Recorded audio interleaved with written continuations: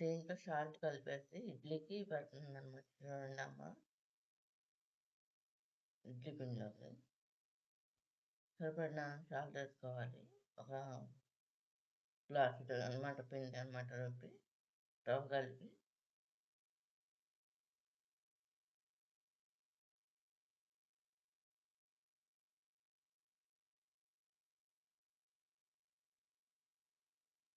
Friends ఇది ఇడ్లీ అనమాట. ఇది 3వ రేకు అనమాట ఫ్రెండ్స్. మొత్తం 5 రేకులు ఇవి ఫ్రెండ్స్. ఇది గ్లాసుడు పిండికి అదే గ్లాసుడు పిండికి 3 గ్లాసులు ఇడ్లీ రవ్వ వేసి నానబెట్టి కడిగి కలుపుకొని ఈ విధంగా వేసుకుంటారు అన్నమాట ఫ్రెండ్స్.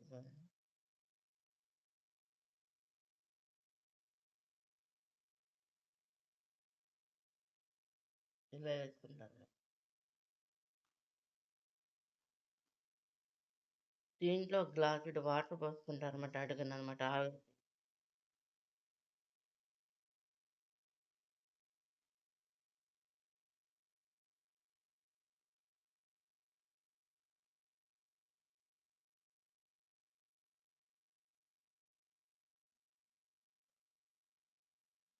పెడుతుంది.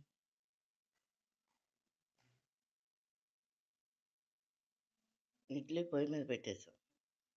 ముందుగా పల్లీలు వేపేసాను అన్నమాట ఫ్రెండ్స్. ఇది పల్లీలను పచ్చిమిరకాయలు ఆయిల్లో ఇందులో జీలకర్ర అంటే కంప్లీట్ చూపించట్లేదు ఇది వీడియో. ఇదేమో సాల్ట్ అన్నమాట సరిపడినంత వేస్తున్నా. దీంట్లో మిక్సీ పెట్టేసుకొని మూత పెట్టేసుకుంటున్నాం అన్నమాట. మూత తీసి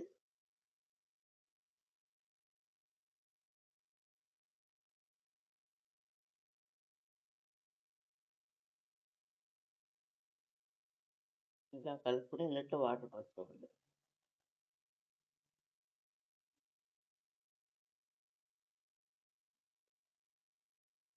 తీసి మళ్ళీ వాటర్ పోసుకోవాలి.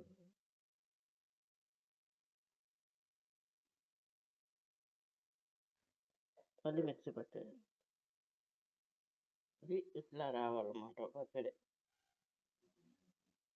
చట్నీ కంప్లీట్ అయిపోయింది అనమాట. ఇది పల్లి చట్నీ అనమాట. పుట్నాలతో కూడా చేయొచ్చు.